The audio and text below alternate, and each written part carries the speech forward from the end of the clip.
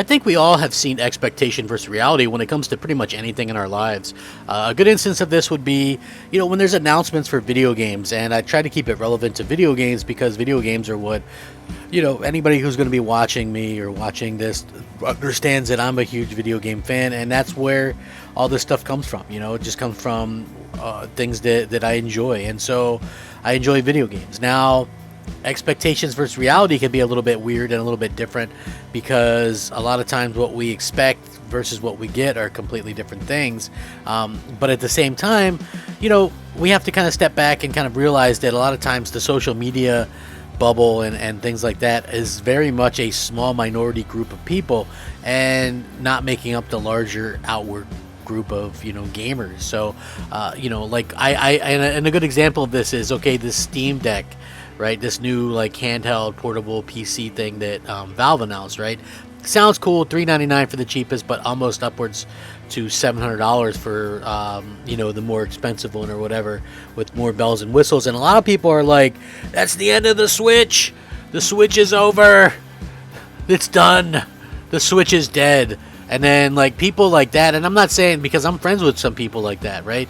But the reality is the Steam Deck is only available through Steam themselves and not in any retail stores or anything like that. It's a very hardcore piece of technology. Their audience is, PC gamers, which there's a lot in number, but a lot of people forget that the Switch sells based on an exclusive, which is something that, Valve obviously doesn't have. And, they sell also physical games, which this won't have.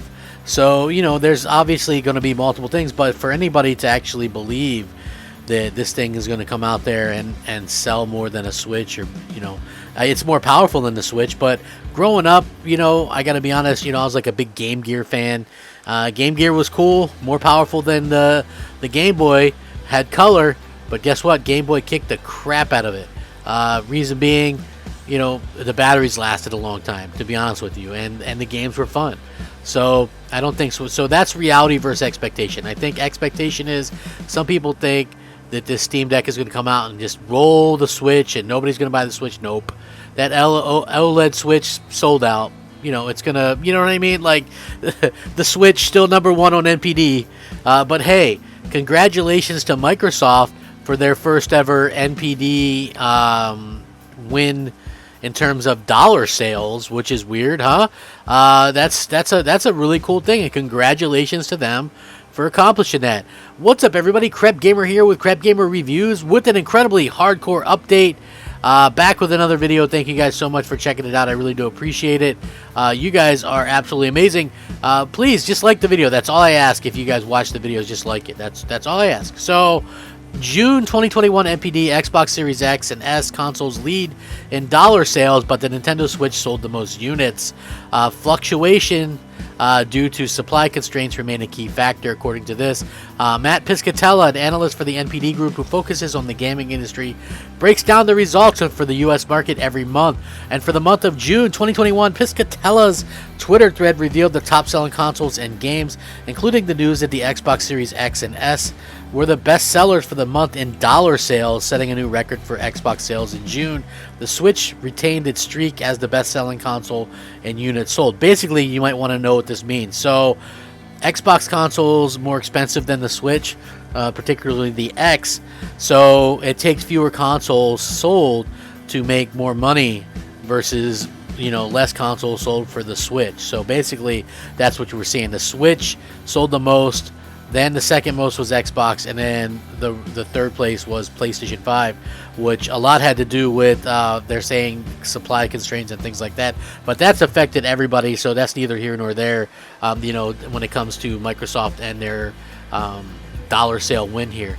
Supply continues to be far below overall demand for both the Series X console and the PlayStation 5, the latter which is currently the fastest selling console still in U.S. history. In addition to chip shortages, Microsoft has been upgrading its xCloud gaming servers with Xbox Series X hardware, enabling 1080p 60 frame streaming and the ability to stream some Xbox Series optimized games. Now, as far as games, the PlayStation 5 exclusive Ratchet & Clank Rift Apart was the best-selling game of June 2021. Resident Evil Village fell to the 6th spot, which is really cool as well. Now, here goes the top games for the NPD, which is very interesting because Ratchet and Clank is number 1, which means, you know, that's done. And this, again, only on one platform, which is so interesting. MLB The Show 21 is number 4, which is very interesting as well. You also have Marvel Spider-Man Miles Morales, number 9 overall.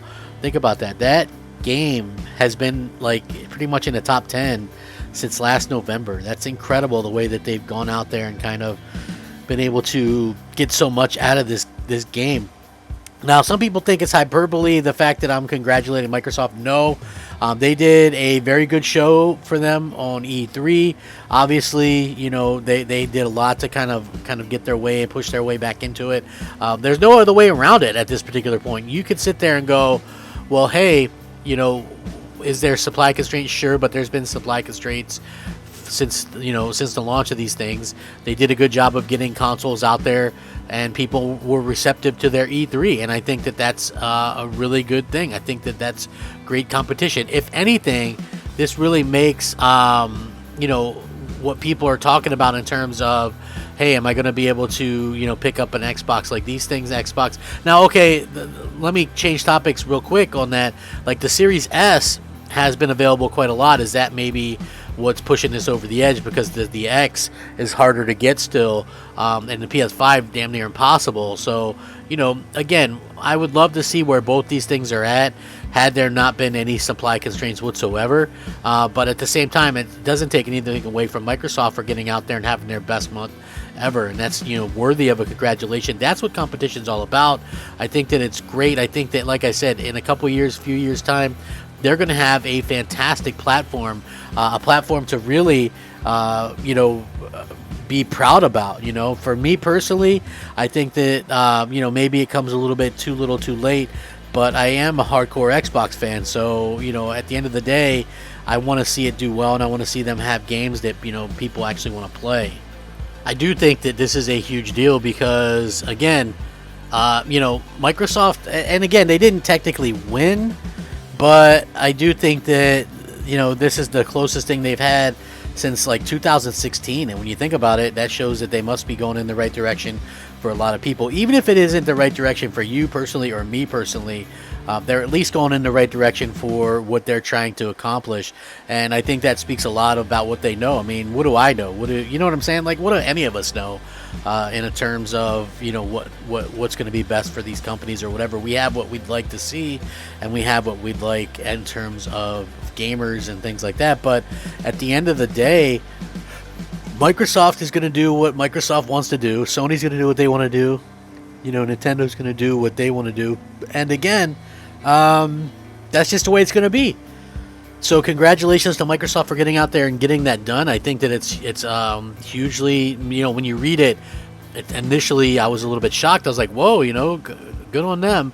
And then you just think, damn, that Nintendo Switch, how the hell is that thing still doing this well? You know what I mean? Like, that really surprised me, especially given the fact that they're now upgrading the Switch for like a second time, and basically they're upgrading it for the handheld people, but the handheld is the thing that people use the least, according to Nintendo themselves. Like, I would love an option for better performance on the TV, because I don't play really handheld that much. You know what I mean? Like, if I'm at home, I play on my big screen, 4K OLED.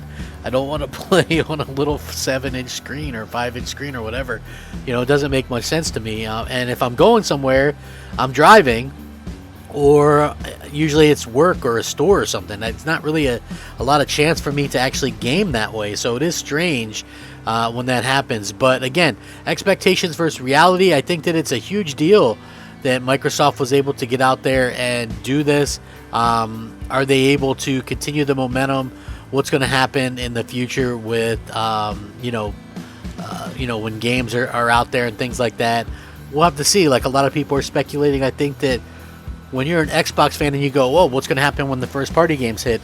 I mean, you have to remember what's going to happen when Sony's first party games start hitting. Like it goes both ways. I think that people sometimes forget that, Microsoft and Sony are in competition, but Sony is much more known for having, you know, the better exclusives at this point. That's on Microsoft to prove otherwise. So we'll have to see how that works out. I will link this article. You guys can check it out. Let me know what you think. Very shocking stuff, but still cool. Thanks for watching. Fact 'em up. Remember to like the video. Crapgamer out.